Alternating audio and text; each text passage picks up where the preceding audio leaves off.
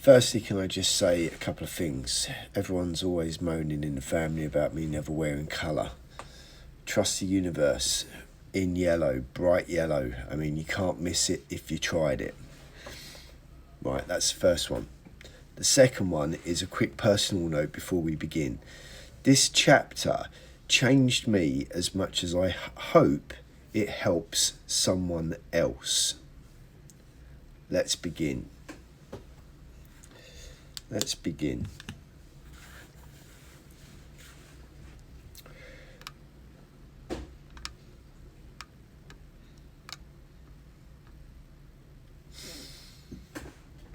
Have you ever noticed that fear rarely introduces itself?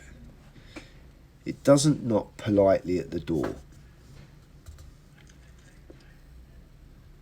It doesn't announce its name. It simply changes the way you live.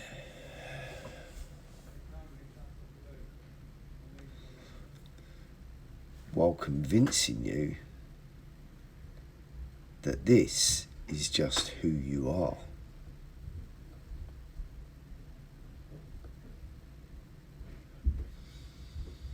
Most people think fear feels like panic.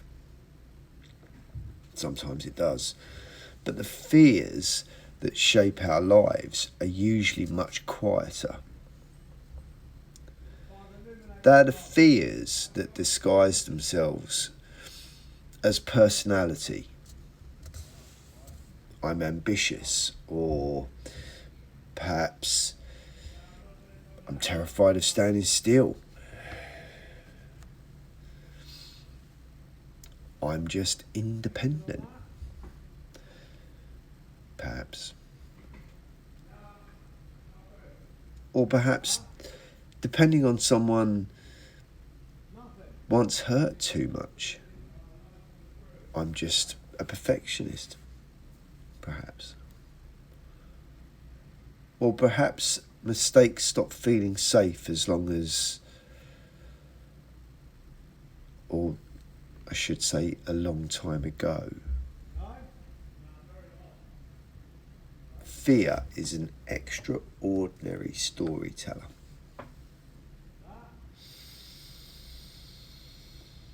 It doesn't usually lie. It simply tells an incomplete story.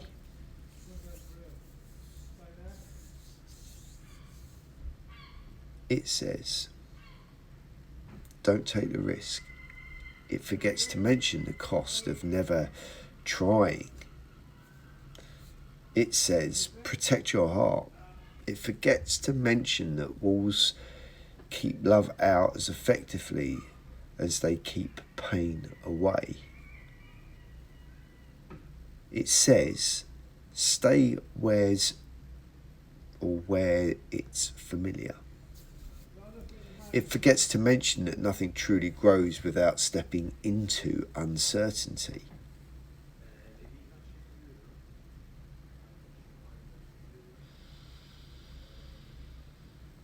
I've come to believe that much of what we call chasing isn't actually movement towards something beautiful.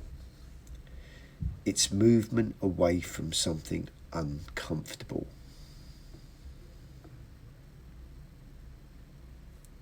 The fear of being ordinary.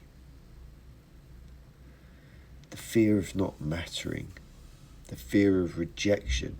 The fear of failure. The fear of success. The fear of being misunderstood. The fear of disappointing people.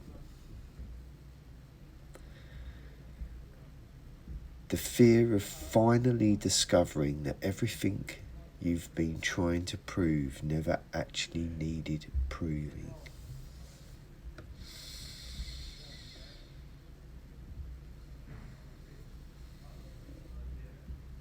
Fear has a remarkable ability to make tomorrow feel more important than today.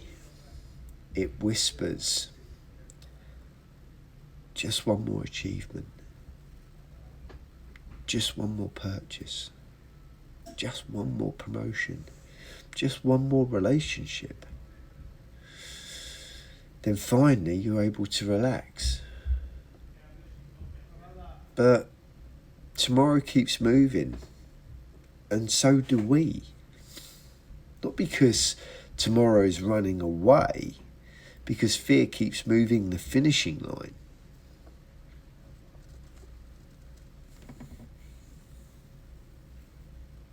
Have you ever watched someone carry a heavy suitcase long after they've arrived? You almost want to walk over and say, you can put that down right now. Sometimes I wonder how many of us are carrying emotional luggage that belonged to another chapter of our lives. Not because we still need it, because we've forgotten we're allowed to let go.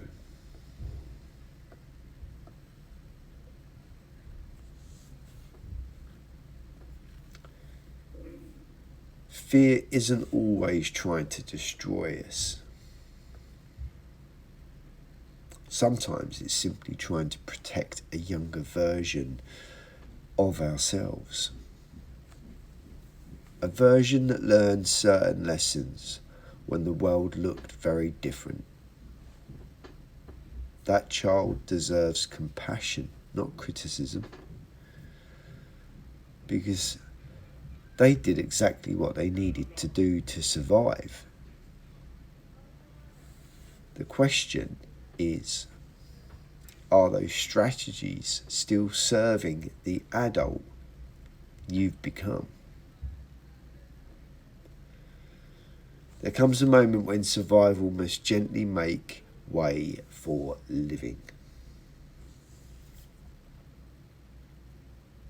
Not because survival was wrong, because you've outgrown it. A coat that you once kept can eventually become too small. Fear is often like that. It protected you once. Now, it quietly restricts you. The observer notices something fascinating. Fear always speaks first. Wisdom is usually quieter. Fear shouts. Wisdom whispers. Fear demands certainty. Wisdom asks for trust. Fear wants guarantees. Wisdom invites curiosity. Fear asks, what if everything goes wrong? Wisdom quietly replies, what if this is where your life begins?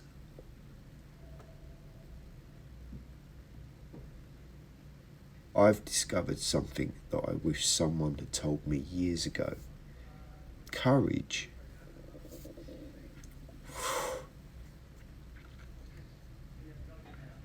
isn't the absence of fear. It's the decision that fear no longer gets the final vote. You don't have to silence it. You don't have to defeat it. You simply stop asking it to decide the direction of your life. There is a beautiful irony here. The more we try to avoid fear, the more power we quietly hand it. But the moment we turn around and face it with curiosity, it often begins to shrink. Not because we've become stronger, because we've become clearer.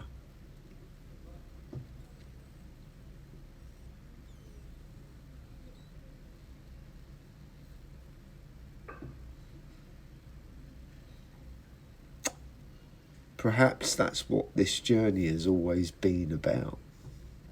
Not becoming fearless, becoming aware enough to recognise which voice you're listening to.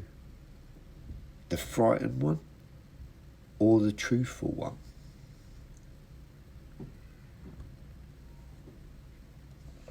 So today, I'd like to leave you with one gentle question. The next time you find yourself chasing, before asking, what do I want? Try asking, what am I afraid would happen if I stopped?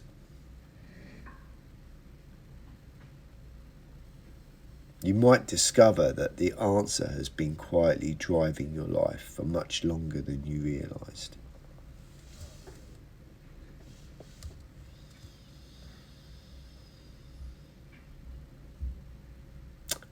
Next time, we're going to explore something even more subtle. Because once you begin recognising fear, you start noticing how easily it escapes its own reflection. Sometimes the parts of ourselves we struggle most to accept are the very parts we begin seeing in everyone else.